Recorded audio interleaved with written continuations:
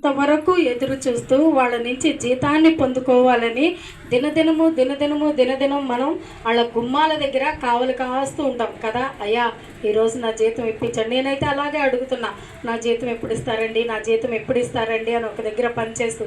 కానీ ఈ రోజుకి కూడా నాకు ఆ జీతం అనేది దొరకలేదు. కానీ దేవుడు ఇస్తున్నాడు జీతము. అది ఎలా ఉంటుందంటే ఎప్పుడూ కూడా అయిపోదట, వాడబారదట.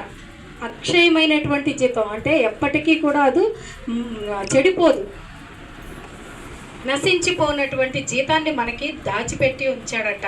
అది ఎలా ఇస్తాడు అనంటే సువార్తను ప్రకటించిన వారికి ఆ జీతాన్ని బహుమానంగా దేవుడు ఇస్తాను అని అంటాడు. సువార్త అంటే మనము అన్యులుగా ఉన్నప్పుడు ఎట్టి రీతిగా బాధలతో ఏడవబడ్డాము.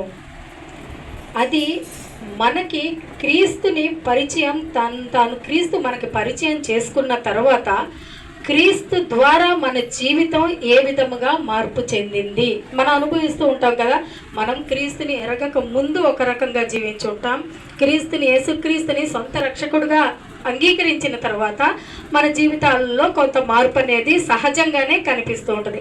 ఆ మార్పు ఎట్లా వచ్చింది అనేది మన పక్కనున్న వాళ్ళకి, మన ఇంట్లో వాళ్ళకి, దేవుణ్ణి ఎరగని వారికి దాన్ని మన మాటలతో, మనకు వచ్చినటువంటి మాటలతో వాళ్ళకి చెప్పడం ద్వారా, అయ్యా నేను ఇంత రోగంతో, వ్యాధితో, బాధతో పీడబడుతున్నాను, అప్పుడు నాకు ఎవ్వరూ సహాయం చేసిన వాళ్ళు లేరు, నేను చావంచుల వరకు వెళ్ళిపోయి ఉన్నాను.